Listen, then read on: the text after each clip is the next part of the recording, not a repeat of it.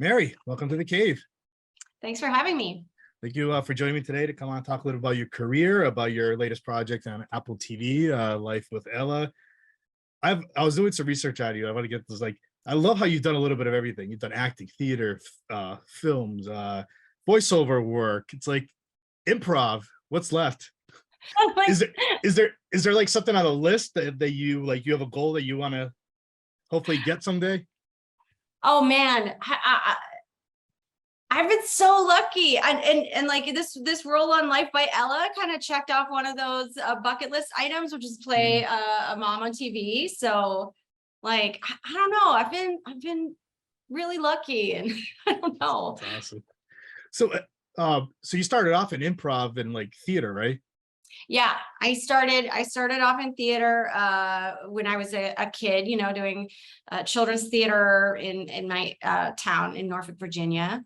And, went to a performing arts high school and just got the bug really early. And so I went to Brandeis University right outside of Boston and got a BA in theater. And that's where I started doing improv. I was in the college troupe and really fell in love with it. So was it always like comedy and things like that? Like, did you love comedy in a way where you I want to do improv? Because a lot of people would like, I've had guests on where they're like, their goal is improv, like SNL or something like that. Like, what was your goal in the beginning?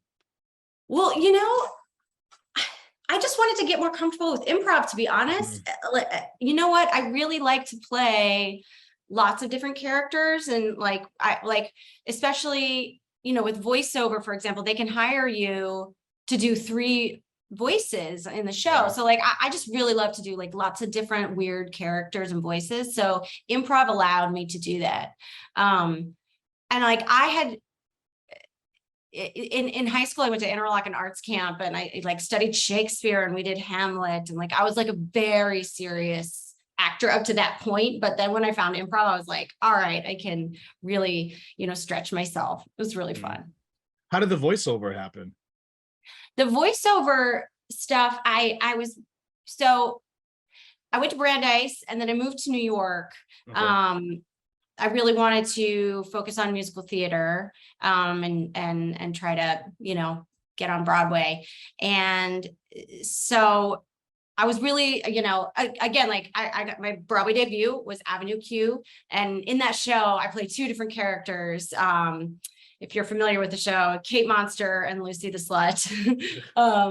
It was so much fun. And then, from there, I got a voiceover agent. I was really just like chipping away with each audition, you really like just getting on the radar there. How fun is the animation? Because you've done like Boss Baby, and then you also done some video games also. Yeah, I love it. Voiceover is the best gig because, you don't have to do hair and makeup. You don't have to do wardrobe. You can like roll out of bed and even then in the pandemic, like my studio is in my walk-in closet. So, it's a pretty sweet gig when you can get the work. It's so much fun. I had a couple of voiceover people come on the show a couple months ago. One of them was from Big Nate, and he was telling me how like you mentioned how you record everything now in your house. It's pretty cool. You can record a lot of things at home. You don't even have to go to the studio anymore. Yeah.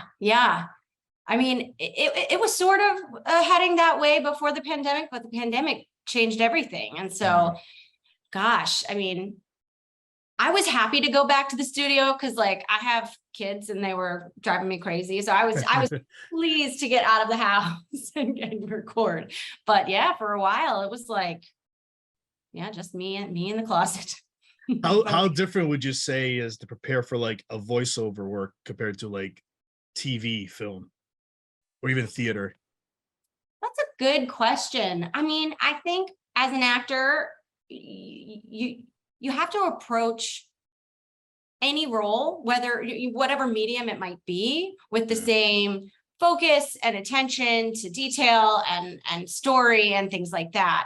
I'd say the only thing about animation is you don't have to memorize the lines. So that's a little bit easier too. But in terms of how you approach a character, it's all the same.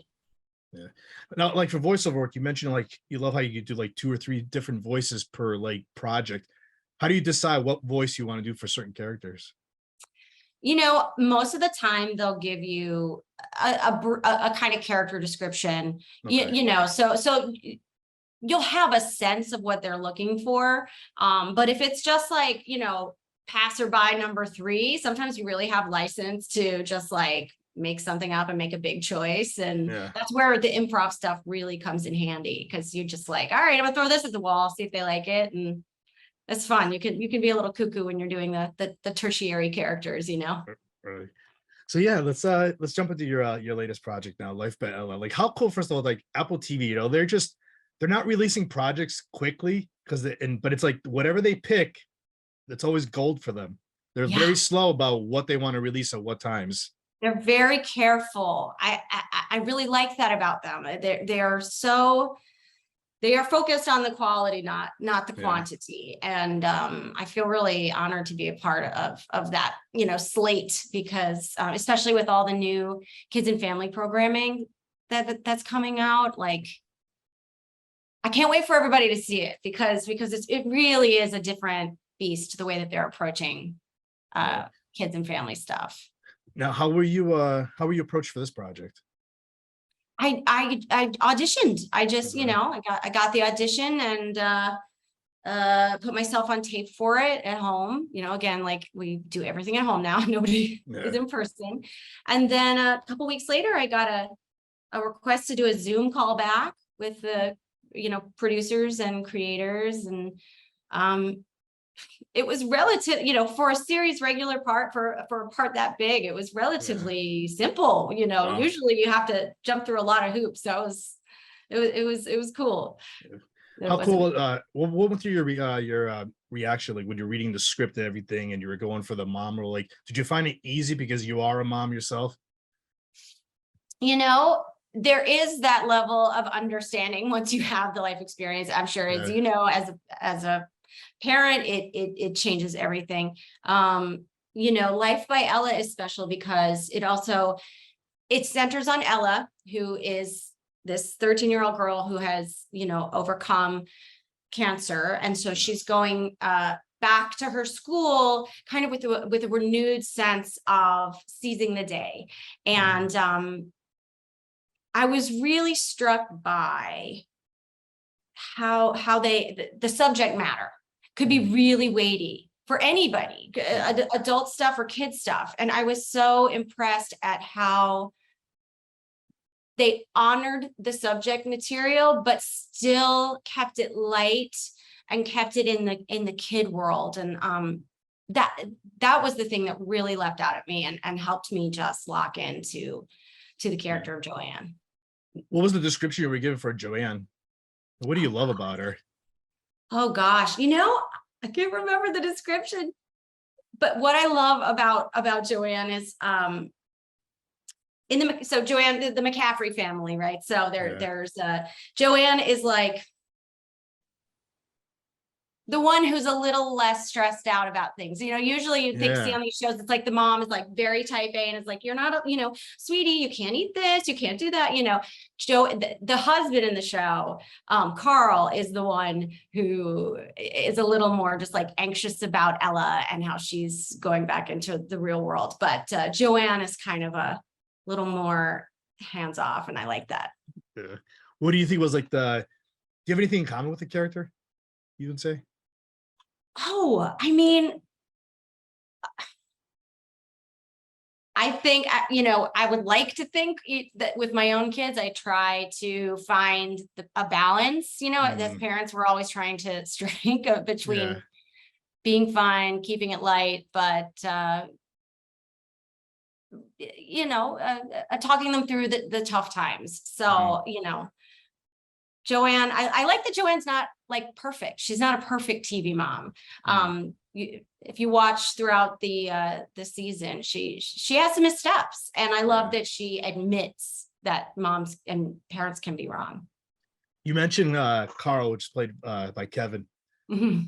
Describe now like that relationship between you two, and then the chemistry now between you and Ella. Yeah.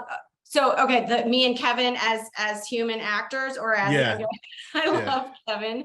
Kevin is Gosh, he's so much fun. He is his presence on set is just so I don't know, he's so funny. So he puts everyone at ease. Like it's been a real joy. The whole, like, we never know what we're gonna get whenever we start a new job, right? We don't know if there's going to be chemistry, if there's going to be tension. And like, it was a dream. And I mean that. Like, I love Lily Brooks. I love Aiden and Kevin. And it's just we got really lucky.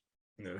Now, how about like working with Lily? And because you have a couple scenes there, they're not intense, but they're like special, I guess you would. Yeah. I mean, they're weighty, you know. They and gosh, she's so easy to play opposite at her age, to be so honest and I don't know, she's just beautiful to work with. What would you say? Now, like, there's other cast members on the show. Like, is there anybody you wish you kind of had more scenes with? Are you hoping for maybe in season 2, if we see a season 2? Yes, season 2, fingers crossed. I would like to work more with Artian and Vanessa. So Ella's best friends. We were mostly just in the family setting, you know, and there wasn't a ton of crossover. So I'd love to work with the other kids more. That'd be fun. Going back on your character, Joanne, is there anything if you could change something about her now, is there anything you would change about her? And would you be friends with her if she was real?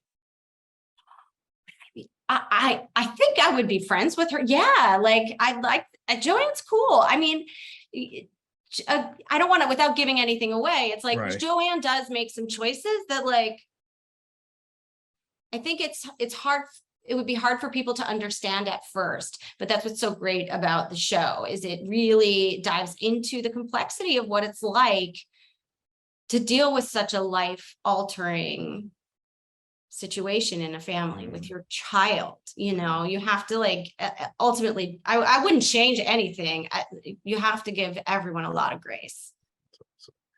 Now, Apple TV Plus. We just do we all the episodes dropped? I watched the first 2 last night. This one they decided to do a little bit different. They just dropped them all at once.